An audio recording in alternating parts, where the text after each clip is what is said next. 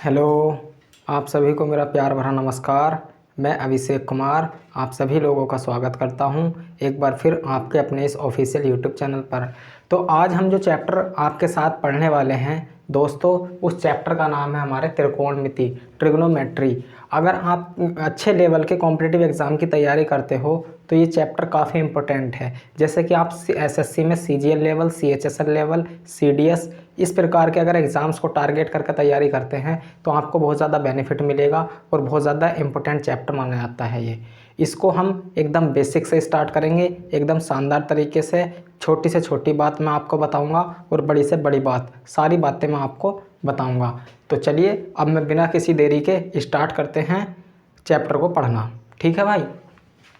तो देखिए, ये जो त्रिकोणमिति है, सबसे पहले तो आप इस चीज़ को समझो कि ये जो त्रिकोणमिति है इसकी जो उत्पत्ति हुई है दोस्तों, इसकी जो उत्पत्ति हुई है वो कहाँ से हुई है, यानी कि ये जो त्रिकोणमिति चैप्टर है ये कहाँ से बना है, सारी बात मैं एकदम बिल्कुल बेसिक से क्लियर कर दूंगा।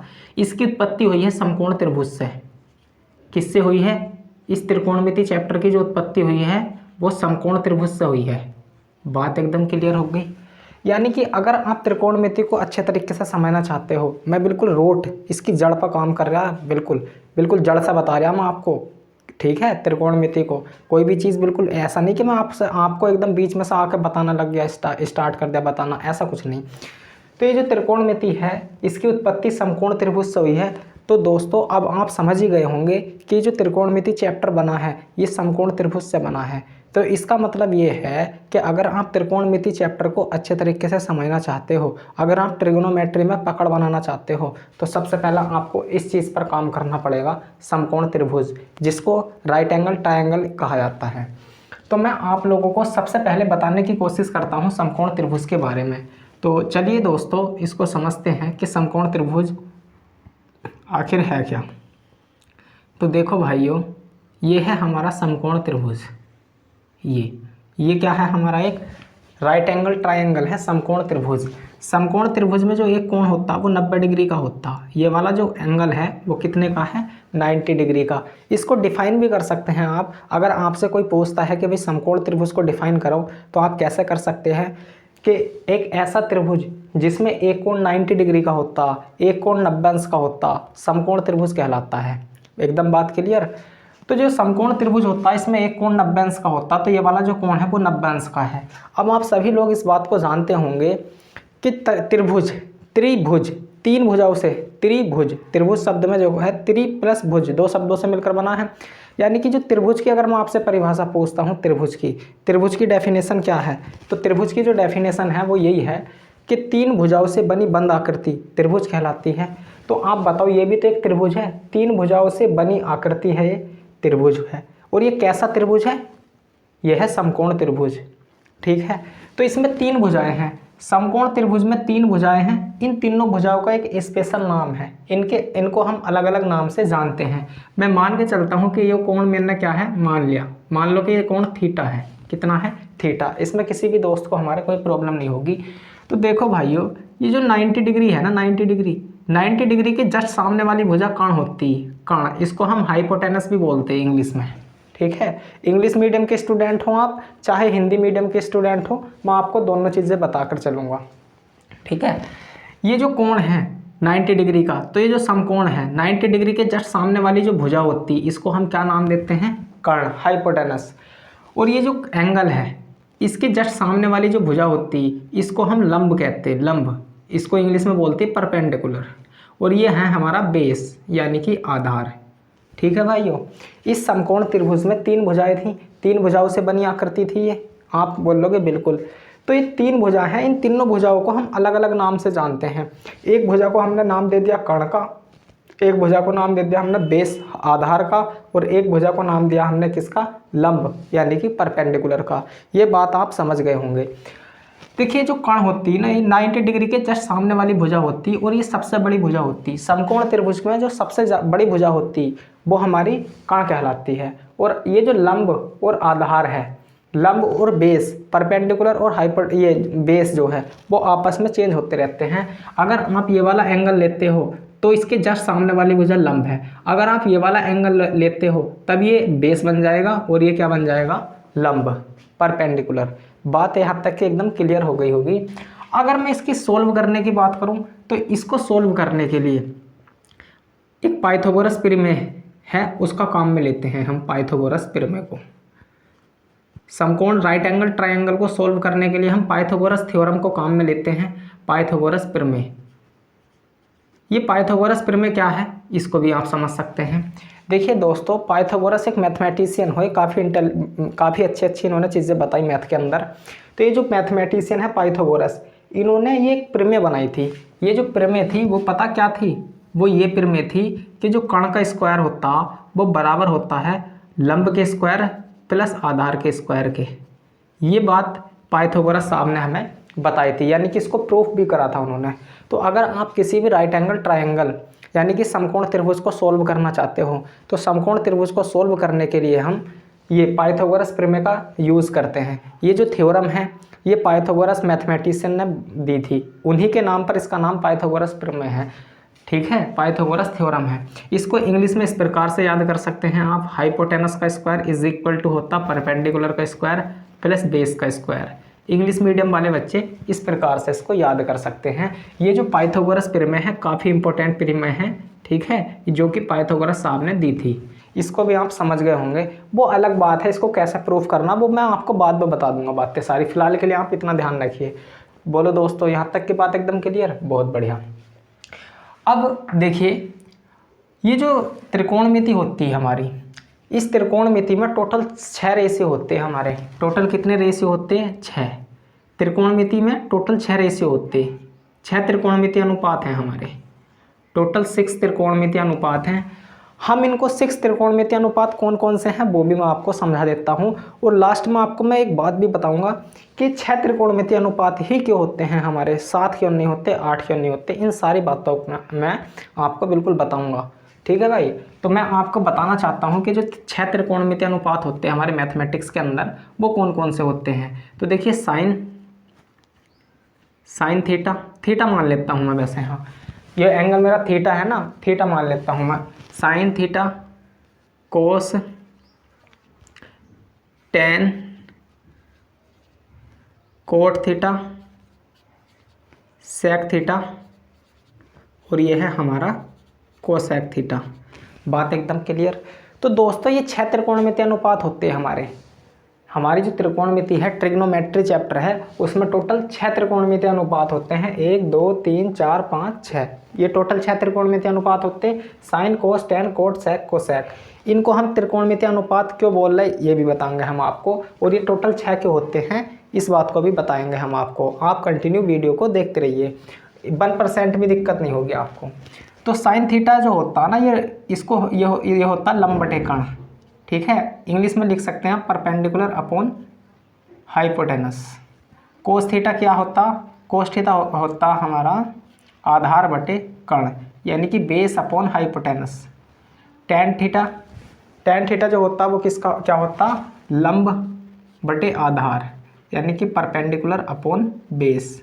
ठीक है, कोट थीटा क्या होता? आधार बटे लंब, यानी कि base upon perpendicular. Sec theta होता हमारा क्या? कर्ण बटे आधार। ठीक है भाई, यानी कि हाइपोटेनस अपॉन बेस। और ये जो कोसेक थीटा होता है ये होता हमारा किसके? कर्ण बटे लंब का, कर्ण बटे लंब, यानी कि हाइपोटेनस अपॉन परपेंडिकुलर। बात एकदम क्लियर। यानी कि ये 6 त्रिकोणमिति अनुपात होते हैं। और ये जो त्रिकोणमिति अनुपात है ना, ये एक्चुअली बने यहीं से हैं, यहाँ से, ये समकोण त्रिभुज में से ही बने हैं। अब मैं आपको बताना चाहता हूँ इस बात को कि अगर आप इस त्रिकोणमिति, ये देखो सारी की सारी त्रिकोणमिति का जन्म यहीं से हुआ है, ये मूल है बिल्कुल, ये जड़ है त्रिकोणमिति की। यहाँ जो मैं आपको बता रहा हूँ सारी की सारी त्रिकोणमिति बस इसी के आसपास घूमती है टोटल। तो ये जो त्रिकोणमिति अनुपात हैं ये किससे बने हैं? इनसे, इस समकोण त्रिभुज से बने हैं।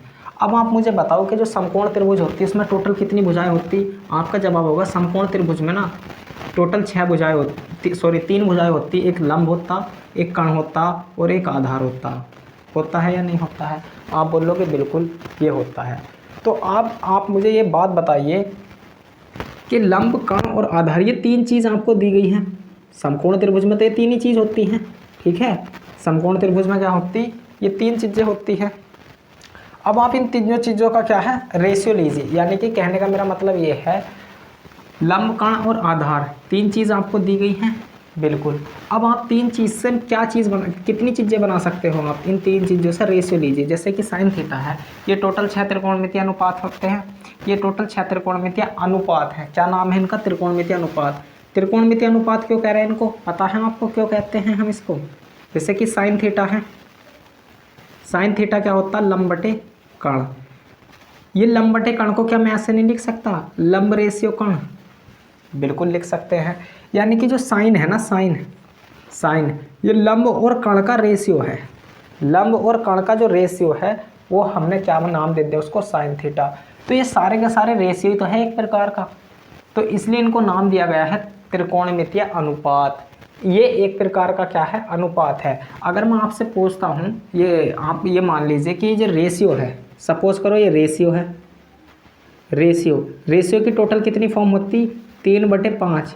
ये रेशियो की डिवीज़न फॉर्म है 5/3। ये रेशियो की क्या है? फ्रैक्शन फॉर्म है। और ये रेशियो की एक्चुअल फॉर्म है। रेशियो की एक्चुअल फॉर्म कौन सी है? 5:3। ये रेशियो की क्या है? एक्चुअल फॉर्म है। और एक रेशियो की होती है डेसिमल फॉर्म। जैसे कि ये 3/5 है, तो 3 का ना 3.66 ये। तो रेशियो की टोटल 4 फॉर्म होती, मेन मुख्यतः 4 फॉर्म होती हैं टोटल। ये रेशियो की डिवीज़न फॉर्म है, ये रेशियो की फ्रैक्शन फॉर्म है, ये रेशियो की एक्चुअल फॉर्म है, और ये रेशियो की क्या है? डेसिमल फॉर्म है। तो अब आप समझ पा रहे होंगे कि आधार बटे लंब ये भी तो एक प्रकार का रेशियो ही है, कण बटे आधार ये भी तो एक प्रकार का रेशियो है, कण बटे लंब ये भी तो एक प्रकार का रेशियो है। तो इस प्रकार ये टोटल 6 त्रिकोणमितीय अनुपात होते हैं। अब मैं आपको बताना चाहता हूँ कि जो बात मैं बताना चाह रहा था उस पर आते हैं हम। तो ये टोटल 6 त्रिकोणमितीय अनुपात होते हैं। और देखिए ये साइन थीटा जो है वो लंब और कण का रेशियो होता। तो जब पहली बार जब ये त्रिकोणमिति बनाई गई थी तो पहले ये था समकोण त्रिभुज। समकोण त्रिभुज में 3 भुजाएं थी, इनका हमने नाम रख दिया था। पहले हम ये लिखते थे लंब और कण, लंब बटे कण लिखते थे, आधार बटे कण लिखते थे, लंब बटे आधार लिखते थे। इसके कुछ टाइम बाद हमने इस रेशियो को L/K को एक विशेष नाम दिया साइन। इस रेशियो को हमने बोल दिया कोस। इस रेशियो को बोलने लगे हम tan, क्योंकि लंब बटे कण, कण बटे आधार, आधार बटे लंब, इस प्रकार से याद करना हमारे लिए कठिन था। तो जब इसका धीरे धीरे जब ये बनी, धीरे धीरे इसका क्या हुआ? डेवलपमेंट हुआ, विकास हुआ। तो हमने इस रेशियो को नाम दे दिया क्या? इस प्रकार से। जैसे कि कण बटे लंब है, ये किसका रेशियो होता? कोसेक का होता। अब आते हैं हम यहाँ पर। आप मेरे को ये बात बताइए कि ये जो समकोण त्रिभुज है, ये जो समकोण त्रिभुज है इसमें टोटल कितनी भुजाएं होती? आपका जवाब होगा त्रिभुज है। त्रिभुज में तो 3 भुजाएं होती, चाहे वो कोई सा भी त्रिभुज हो, चाहे वो समकोण त्रिभुज हो, समबाहु त्रिभुज हो, समद्विबाहु त्रिभुज हो, XYZ किसी भी प्रकार का त्रिभुज हो, त्रिभुज के अंदर होती 3 ही भुजाएं हैं। तो इसमें 3 भुजाएं हैं। लेकिन समकोण त्रिभुज की जो 3 भुजाएं होती हैं इनको हम स्पेशल नाम से जानते हैं, एक विशेष नाम देते हैं हम। एक को हमने लंब नाम दिया, एक को कण और एक को आधार। ठीक है भाई। अब आप मुझे ये बात बताइए, लंब और कण आधार ये 3 भुजाएं हैं, इन 3 भुजाओं से मिलाकर आप कितने रेशियो जनरेट कर सकते हो, कितने रेशियो बना सकते हैं? अगर आप कोशिश करते हैं तो मैं एक रेशियो ये बना सकता हूँ लंब बटे कण, एक रेशियो में कण बटे लंब बना सकता हूँ, बिल्कुल बना सकते हैं। एक रेशियो में कण बटे आधार, आधार बटे कण, कण बटे आधार बना सकता हूँ। आपका जवाब होगा बिल्कुल बना सकते हैं हम, कोई दिक्कत थोड़ी है इसमें। और बताओ, लंब बटे कण, कण बटे लंब, आधार बटे कण, और एक रेशियो में बना सकता हूँ लंब बटे आधार, आधार बटे लंब। अब इन तीन भुजाओं से लंब, कण, आधार ये 3 चीज़ें हैं। इन 3 चीज़ों से मैं टोटल कितने प्रकार के रेशियो बना सकता हूँ? ये। इसके अलावा और इन 7 के अलावा आप कोई और रेशियो जनरेट कर सकते हो क्या? बताओ, क्या इन 7 के अलावा तुम और कोई रेशियो बना सकते हो क्या? क्यों भाई? आप बनाने की कोशिश करना और देखना आप बना पा रहे हो या नहीं बना पा रहे। तो देखिए मैंने भी इसमें सब पहली बार पढ़ा था, तो इसमें माथापच्ची करी थी, दिमाग लगाया था कि ये कहाँ से बने हैं। तो मेरे दिमाग में एक बात आई थी कि ये जो लंब, कण, आधार है, सबसे पहले मैंने आपको क्या बताया कि इसकी जो उत्पत्ति हुई है त्रिकोणमिति चैप्टर की, वो समकोण त्रिभुज से हुई है। समकोण त्रिभुज से क्या बने हैं? हमारे 6 त्रिकोणमिति अनुपात बने हैं। तो अब आप मुझे बताओ, इन 3 भुजाओं से ये 3 चीज़ें दी गई हैं, आपको गिवन है, इन 3 चीज़ों से मिलकर इन 6 के अलावा आप कोई रेशियो और जनरेट कर सकते हो क्या? तो आप बोलोगे ये पॉसिबल नहीं है। नहीं तो आप घर पर बैठना तसल्ली से, ठीक है, आराम से तसल्ली से बैठना और आप रेशियो बनाना, आप देखना इन 6 के अलावा और कोई भी रेशियो बन रहा है या नहीं, बनता है या नहीं बनता। तो आप देखोगे मैंने भी बहुत कोशिश करी थी कि 7वां रेशियो बने, और अगर आप इन 6 के अलावा 7वां रेशियो बना देते हो तो आपको 1 करोड़ रुपए का नगद पुरस्कार मिलेगा, और मेरे पास आना और मैं दूंगा आपको 1 करोड़ रुपया, बिल्कुल ज़रूर देंगे हम। और नहीं भी देंगे ना तो हम आपको सरकार के द्वारा सरकार से दिलवाएंगे, क्योंकि अभी तक जो है ना ये 6 ही बन पाई हैं। अगर आप 7वां रेशियो बना देते हो तो आपने कोई नया काम करा, नई चीज़ की खोज कर दी, फिर तो पूरी त्रिकोणमिति क्या है फिर चेंज हो जाएगी, बहुत ज़्यादा विस्तार होगा इसका। तो आपको हम भारत सरकार के द्वारा या अन्य किसी देश की सरकार के द्वारा आपको पुरस्कार दिला देंगे, ठीक है भाई। तो ये क्या है, ये 3 रेशियो, ये 3 चीज़ें हैं। इन 3 चीज़ों से ये 6 प्रकार के रेशियो बन सकते हैं। इसको हमने लंब बटे कण को हमने नाम दे दिया किसका, साइन का, और ये दे दिया हमने किसको, कण बटे लंब। किसका रेशियो होता, ये साइन, ये होता किसका, कोसेक का। इस रेशियो को हमने कोसेक का नाम दे दिया। और ये है हमारा किसका, कोस का रेशियो है। और ये है किसका, कण बटे आधार। ये है हमारा सेक का, और ये है हमारा टैन का, और ये है किसका, आधार बटे लंब। तो आधार बटे लंब ये है टैन का, लंब बटे आधार, आधार बटे लंब। कोट का किसका रेशियो है, कोट का, ठीक है भाई, लंब बटे आधार और आधार बटे लंब, कोट का। तो ये टोटल 6 रेशियो हैं। तो अब आप मुझे बताओ, अब क्या आप मेरी बात से एग्री हो कि जो त्रिकोणमिति है इसकी उत्पत्ति समकोण त्रिभुज से हुई है, राइट एंगल ट्राइंगल से हुई है। किस प्रकार हुई है वो तो मैंने आप लोगों को बता दिया। पूरी त्रिकोणमिति के अंदर इन्हीं 6 भाइयों का 6 बहनों का खेल है, यानी कि इन्हीं 6 कैंडिडेट का ही तो रोल होता है पूरी त्रिकोणमिति के अंदर। पूरी की पूरी त्रिकोणमिति आप पढ़ लोगे मुझसे, आपने बचपन में पढ़ी होगी, 9th क्लास में, 10th क्लास में, 9th 10th में भी है। तो 9th 10th में भी ये क्या है, त्रिकोणमिति है लगी हुई हमारी, 10th में भी है, 9th में भी है, 11th में भी है। तो आप मुझे बताओ कि ये जो त्रिकोणमिति है इनके 6 त्रिकोणमिति अनुपात होते हैं, कहाँ से बने, कैसे बने, त्रिकोणमिति की उत्पत्ति किस प्रकार से हुई, एकदम क्लियर हुई या नहीं हुई। क्या मैंने इस बात को प्रूफ कर दिया नहीं आपके सामने कि जो त्रिकोणमिति है इसकी उत्पत्ति राइट एंगल ट्रायंगल समकोण त्रिभुज से हुई है। समकोण त्रिभुज को सोल्व करने के लिए पाइथागोरस थ्योरम का यूज़ करते हैं। और इनकी जो संख्या है त्रिकोणमिति अनुपात जो है, त्रिकोणमिति अनुपात टोटल कितने हो सकते हैं, 6 के अलावा 7वां नहीं हो सकता। आपसे कोई अगर ये बात पूछता है कि हमारे जो त्रिकोणमिति होती है उसमें टोटल 6 अनुपात होते हैं, 7 क्यों नहीं होते, 8 क्यों नहीं होते, 9 क्यों नहीं होते, तो इसका जवाब ये लिखा हुआ है। बात एकदम क्लियर हुई या नहीं हुई। आप बोलोगे बिल्कुल हम आपकी बात से बिल्कुल सहमत हैं, हम ये बात समझ गए। अब मैं आपको नेक्स्ट पॉइंट बताता हूँ, देखिए क्या है नेक्स्ट बात जो आपको ध्यान रखनी है मेरे भाई, मेरे बंधु, मेरे सखा, वो ये है,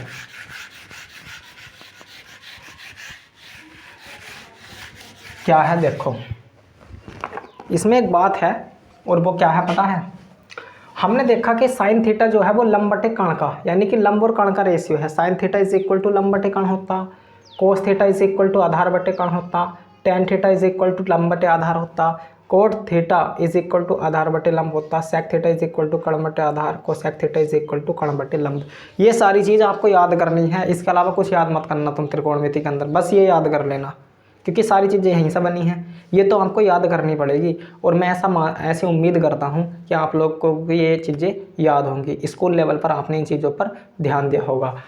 अब मैं इनको याद भी करा देता हूँ। इनको याद कराने के लिए देखिए, जब मैं बताऊँ अपनी बात, हम लोग 9th क्लास में पढ़ते थे, तो 9th क्लास में ये चीज़ें थी, 9th क्लास में त्रिकोणमिति पढ़ाई जाती थी मेरे ख्याल से, पहले तो थी, इस अब जो है NCERT का सिलेबस लग गया तो अब मेरे ख्याल से नहीं है, अब 10th क्लास में है त्रिकोणमिति। तो देखिए जब हम पढ़ते तब थी, तो जब ये 6 त्रिकोणमिति अनुपात हैं, तो जब हमें पहली बार 6 त्रिकोणमिति अनुपात पढ़ाए तो मेरा दिमाग था कक्षा 9 का, कक्षा 9 में पढ़ता था मैं, कक्षा 9 की बात है। अब आप उम्मीद कर सकते हैं कक्षा 9 में कितना दिमाग होता है बच्चे के अंदर। तो ये हमारे सर हमारे पढ़ा रहे थे और ये 6 त्रिकोणमिति अनुपात उन्होंने हमें बताए, तो मैं उनके पास गया और मैंने बोला कि सर 6 त्रिकोणमिति अनुपात हैं, याद कैसे होंगे, ये मुझसे याद नहीं हो रहे थे, कम से कम 1-2 दिन निकल गए मेरे, मुझसे याद नहीं हुए। तो उन्होंने बोला कि एक काम कर, मैं तेरे 1 मिनट में याद करा देता हूँ, तूने ये चीज़ तो पढ़ी है, ले भाई अगर ये 6 त्रिकोणमिति याद करना चाहता है तो ले लाल बट्टे कक्का।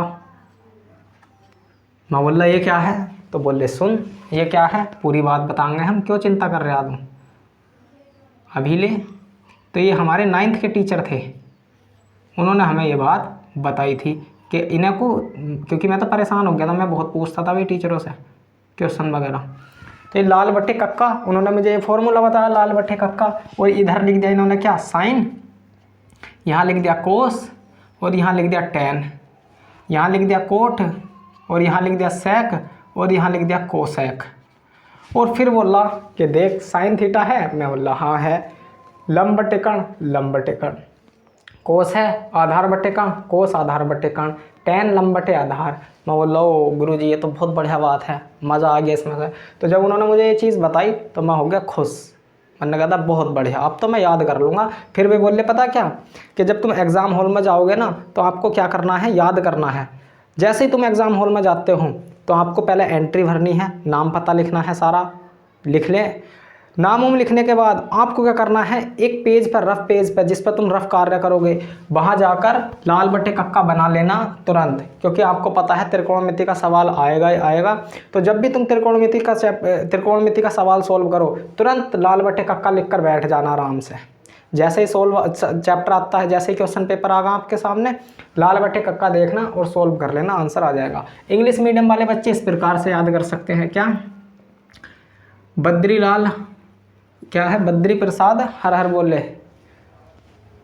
बद्रीलाल ये है नहीं, लाल बटे कक्का यानी कि परपेंडिकुलर, बेस परपेंडिकुलर, हाँ, और ये है क्या, हाइपोटेनस, हाइपोटेनस और बेस। ये इंग्लिश मीडियम वाले बच्चे इस प्रकार से याद कर सकते हैं, इस प्रकार से। ये साइन है, ये कोस है, और ये सेक है, और ये कोसेक है, और ये क्या है, सेक, और ये है, अरे यार यहाँ तो सॉरी भाई टेन आगा, और ये है हमारा कोट। ठीक है भाई, पंडित बद्री प्रसाद हरिहरी बोले, इस प्रकार से इंग्लिश मीडियम के बच्चे याद कर सकते हैं।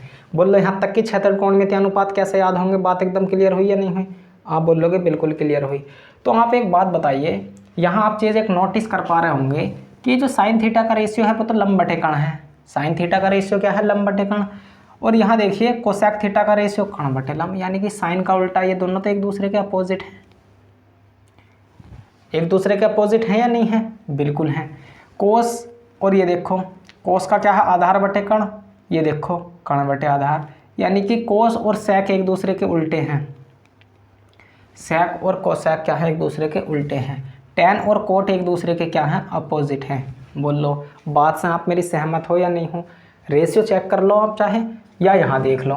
अगर आपको ये याद नहीं रहते, साइन का उल्टा कोसेक होता है, कोस का उल्टा सेक होता है, टेन का उल्टा कोट होता है, कोट का उल्टा टेन होता है, आपस में भी एक दूसरे के उल्टे होते हैं। अगर आप इनको याद नहीं कर पाते हो तो यहाँ देख सकते हैं, साइन का उल्टा लंब बटे कर्ण है, तो कोसेक क्या होता है, कर्ण बटे लंब, कर्ण बटे लंब।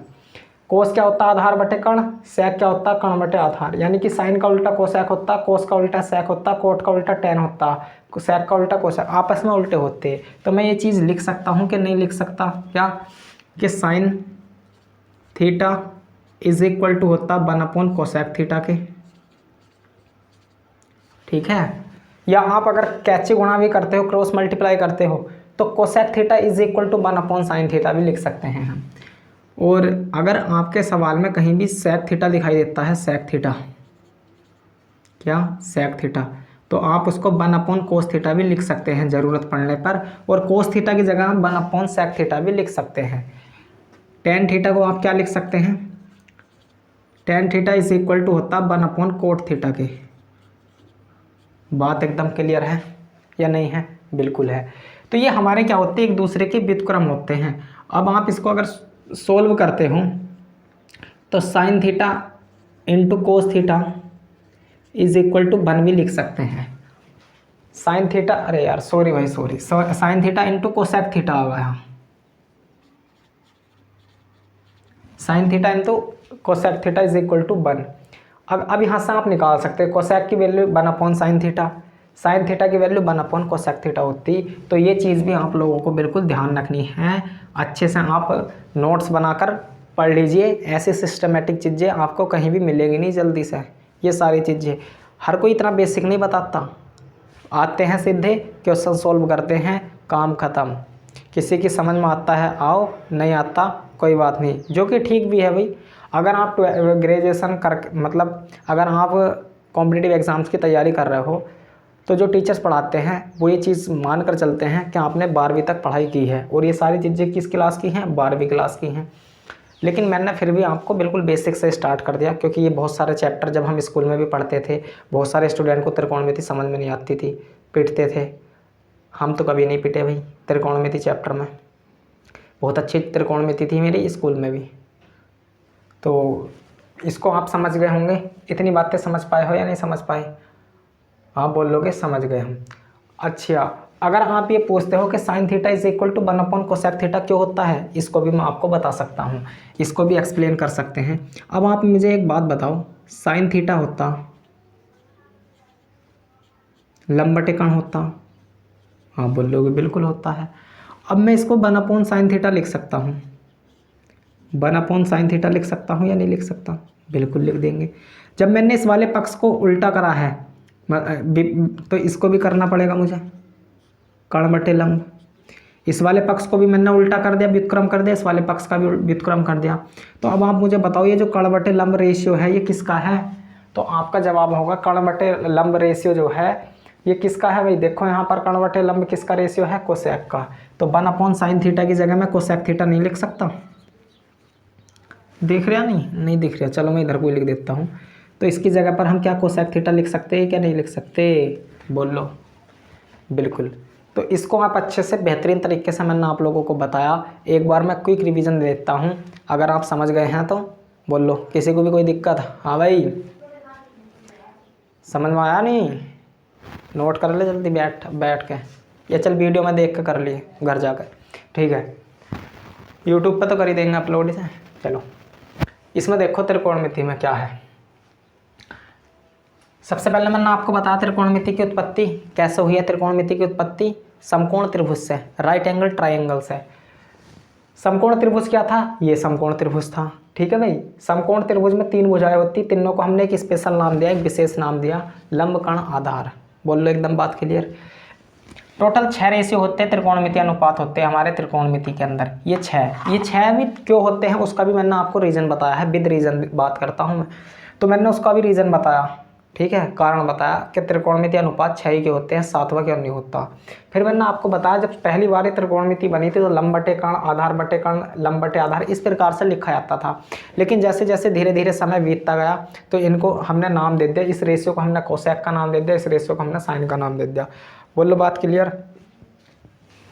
पाइथागोरस प्रमेय की मदद से हम क्या करते हैं? समकोण त्रिभुज को सॉल्व करते हैं, समकोण त्रिभुज को हल करते हैं। ये बात भी हम समझ गए। फिर मैंने बताया इन ये जो 6 त्रिकोणमिति अनुपात हैं इनको याद करने के लिए हमारे जो 10th के टीचर थे, महान टीचर, बिल्कुल बढ़िया बेहतरीन टीचर थे, उन्होंने मुझे बताया लाल बटे कक्का होता, इसको याद कर लेना। और जैसे एग्जाम पेपर मिलता है एग्जाम में आपको तुरंत जाकर बैठना, नाम लिखना, एंट्री भरना। एंट्री भी मत भरना, सबसे पहले लास्ट वाले पेज पर रफ कार्य करना है और लाल बटे कक्का लिख कर बैठ जाना है आराम से। जैसे ही पेपर आता है त्रिकोणमिति का सवाल दिखाई देता है तुरंत लाल बटे कक्का का पेज खोलना है, आराम से सवाल करना है, फिर आपको नाम लिखना है, ठीक। तो मैं खुश हो गया। फिर क्या है, फिर मैंने बताया पंडित बद्री प्रसाद हर हर बोले। ये भी इंग्लिश मीडियम वाले बच्चे इसको समझ सकते हैं, ठीक है। तो अभी तक की जो पिक्चर है ये क्लियर हुई या नहीं हुई? उम्मीद करता हूँ आप समझ गए होंगे। अब मैं आपको नेक्स्ट चीज़ बताता हूँ, इसको मैं रफ करता हूँ, देखिए।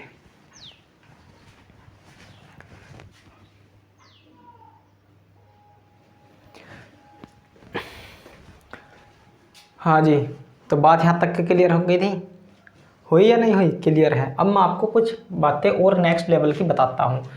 देखिए ये फॉर्मूले होते हैं त्रिकोणमिति में जो कि आपको याद करने ही पड़ेंगे। एक होता साइन स्क्वायर थीटा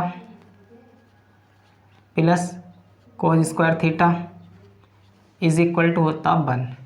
ये फॉर्मूला आपको याद करना ही है, बिल्कुल करना पड़ेगा। Sine square theta plus cos square theta की वैल्यू 1 होती है। Sine square theta plus cos square theta is equal to 1। गली के हर बच्चे को ये बात याद होगी, ठीक है। 9th क्लास के बच्चे, 10th क्लास के बच्चे बहुत ज़्यादा खेलते खेलते भी ये बात बोलते हैं, sine square theta plus cos square theta is equal to 1।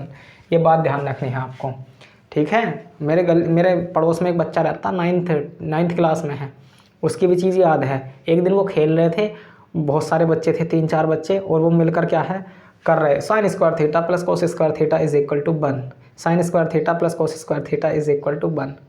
ठीक है भाई, ठीक है। जब हम पढ़ते तो हम तो साइन थीटा को कोस थीटा नाम भी रख देते थे, लड़कों का, लड़कियों का भी रख देते थे, ठीक है। लेकिन वो सब बचपन की बातें हैं भैया, हम ऐसा कुछ नहीं करते थे, आप बिल्कुल गलत मत समझना, मैं बहुत सीधा बच्चा था भाई। Sine square theta plus cos square theta is equal to 1 होता है। ये फॉर्मूला आपको याद करना पड़ेगा। एक जो फॉर्मूला होता है वो होता है पता क्या, 1 plus tan square theta is equal to sec square theta. ये तीनों फॉर्मूले आपको ध्यान रखने पड़ेंगे। 1 plus tan square theta is equal to sec square theta, बात एकदम बढ़िया। 1 plus cot square theta is equal to cosec square theta is equal to cosec square theta. तो ये आपको 3 के 3 फॉर्मूले आपको ध्यान रखने पड़ेंगे, ये तीनों आपको ध्यान रखने पड़ेंगे।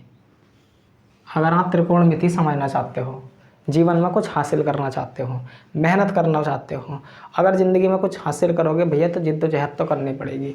तो ये जो 3 फॉर्मूले हैं भाई, इनको याद रखना है। Sine square theta plus cos square theta is equal to 1 होता है। 1 plus tan square theta is equal to sec square theta होता है। 1 plus cot square theta is equal to cosec square theta होता है। अब आप ये भी बात सोच रहे होंगे कि sign square theta plus cos square theta बराबर 1 ही क्यों होता है, क्या कारण है? कारण साफ है, देखिए सारी चीज़ खेल यहीं से है। अब मैं आपको पता है sine square theta plus cos square theta बराबर 1 होता है। मैं LHS लेकर RHS प्रूफ करता हूँ इसकी। तो साइन स्क्वायर थीटा, ये फॉर्मूले बने कहाँ से हैं उसको बताता हूँ मैं आपको, प्रूफ करता हूँ कि एक्चुअल में sign square theta plus cos square theta की वैल्यू 1 ही क्यों होती है, 2 क्यों नहीं होती। Sign square theta plus cos square theta की वैल्यू 1 ही क्यों होती है, 2 क्यों नहीं होती, 3 क्यों नहीं होती, 4 क्यों नहीं होती, वो बताता हूँ। तो sine square theta plus cos square theta is equal to 1 होता है। क्यों होता है इसको मैं भी प्रूफ करके दिखाता हूँ। आप मुझे बताओ, साइन थीटा की जगह मैं क्या लिख सकता हूँ, लंबटेकण लिख सकता हूँ। लंबटेकण चूँकि स्क्वायर है तो लंब का स्क्वायर अपॉन कर्ण का स्क्वायर प्लस कोस थीटा की जगह आधार का स्क्वायर प्लस कर्ण का स्क्वायर लिख सकता हूँ। आप बोलोगे बिल्कुल लिख देंगे, इसमें दिक्कत ही क्या है। अब आप मुझे बताओ, इन दोनों का एलसीएम, जब भी 2 फ्रैक्शंस के बीच में प्लस का चिन्ह हो या माइनस का चिन्ह हो तो हम उनका एलसीएम लेते हैं और उनको जोड़ते हैं या घटाते हैं। तो इनका क्या आ गया एलसीएम, के स्क्वायर, तो ऊपर क्या बन गया हमारा एल का स्क्वायर प्लस ए का स्क्वायर, लंब स्क्वायर प्लस आधार स्क्वायर। बिल्कुल बात सही है। अब आपको पता है ये जो लंब स्क्वायर प्लस आधार स्क्वायर है, इसकी जगह मैं के स्क्वायर डाल दूंगा अपॉन के स्क्वायर। के स्क्वायर से के स्क्वायर कट गया, आगे वैल्यू कितनी 1 के। तो मैंने ये बात भी प्रूफ कर दी कि sign square theta plus cos square theta की वैल्यू क्या होती है, हमेशा 1 होती है। अब आप सोच रहे होंगे, एक बात सोच रहे होंगे, ये एल स्क्वायर प्लस ए स्क्वायर की जगह के स्क्वायर कहाँ से आ गया, यहाँ से आ गया। पाइथागोरस प्रमेय में क्या है, के स्क्वायर इज इक्वल टू आधार का स्क्वायर प्लस लंब का स्क्वायर होता है या नहीं होता, ये यहाँ से आई है ये बात। तो एल स्क्वायर प्लस ए स्क्वायर की जगह मैं के स्क्वायर पुट कर सकता हूँ, बिल्कुल कर सकता हूँ। के स्क्वायर से के स्क्वायर कैंसिल, आ गया क्या 1। तो ये प्रूफ हो गई या नहीं हो गई बात। अब तो आपको पता चल गया होगा कि sign square theta plus cos square theta की वैल्यू 1 ही क्यों होती है, बिल्कुल समझ गए होंगे आप। अब मैं आपको कुछ ये वाला पॉइंट बताता हूँ कहाँ से आया है। आप क्या करो, sign square theta plus cos square theta की वैल्यू 1 होती है, हम इस बात को जानते हैं। अभी मैंने आपको प्रूफ करके बताया था कि sign square theta plus cos square theta की वैल्यू 1, विश्वास कर लिया होगा अब तो। अब आप क्या करोगे, दोनों पक्षों में साइन स्क्वायर थीटा भाग दे दो साइन स्क्वायर थीटा से। अगर मैं यहाँ साइन स्क्वायर थीटा से भाग देता हूँ, साइन स्क्वायर थीटा से दोनों पक्षों में साइन स्क्वायर थीटा से, तो ये क्या आएगी वैल्यू निकल कर 1 प्लस यहाँ cos square theta upon sine square theta होता is equal to 1 upon sine square theta, 1 upon sine square theta. अब आपको एक पॉइंट और ध्यान रखना है कि जो टेन थीटा होता हमारा, tan theta is equal to होता है sine theta upon cos theta के। ये बात भी आपको ध्यान रखनी है, sine theta upon cos theta. ये क्यों होता है अब आप प्रूव कर सकते हो, ये सबका खेल यही है, ठीक है। और कोट थीटा की जगह आप डाल सकते हो cos theta upon sine theta, क्योंकि टेन का उल्टा होता है कोट। तो अब आप मुझे बताओ 1 plus cos theta upon sine theta क्या होता, cos theta upon sine theta क्या होता, कोट थीटा। तो यहाँ क्या बन जाएगा कोट थीटा, लेकिन स्क्वायर है तो cot square theta is equal to 1 upon sine क्या होता कोसेक, कोसेक स्क्वायर है तो स्क्वायर, कोसेक स्क्वायर थीटा। ये तो 1 plus cot square theta is equal to cosec square theta होता है। ये बात भी मैंने आपको प्रूव कर दी। अब एक बच्चा बोलता है कि हमने यहाँ साइन स्क्वायर थीटा से क्यों भाग दी, कोस स्क्वायर थीटा से भी तो दे सकते हैं। लो मैं भी दे देता हूँ, कोस स्क्वायर थीटा से भी दे देते हैं, क्यों दिक्कत ले रहे हो। कोस स्क्वायर थीटा से भाग कर दी, कोस स्क्वायर थीटा से भाग करो और खुश हो। तो ये बनेगा क्या, sine square theta upon cos square theta क्या बन जाएगा, tan square theta plus 1 is equal to 1 upon cos square theta. और 1 अपॉन कोस स्क्वायर थीटा की जगह क्या मैं लिख सकता हूँ सेक स्क्वायर थीटा। आप बोलोगे बिल्कुल सेक स्क्वायर थीटा लिख सकते हैं। तो ये जो तीनों फॉर्मूले हैं ये कहाँ से बने, कैसे बने, इन सबको प्रूफ करके मैंने आप लोगों को बता दिया, ठीक है।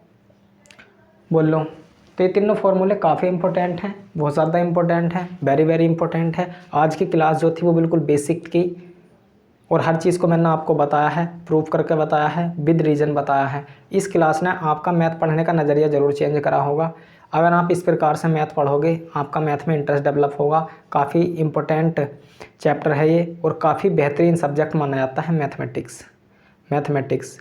लेकिन मैथमेटिक्स पढ़ने से कोई फ़ायदा नहीं अगर आपका इंटरेस्ट नहीं है। तो पहले आप क्या करना पड़ेगा, क्या, इंटरेस्ट डेवलप करने के लिए आपको क्या करना पड़ेगा, मैथमेटिक्स को इस प्रकार से पढ़ना पड़ेगा, ठीक है भाइयों। अब मैं आपसे मिलता हूँ नेक्स्ट वीडियो में, तब तक के लिए okay bye, thank you, good bye.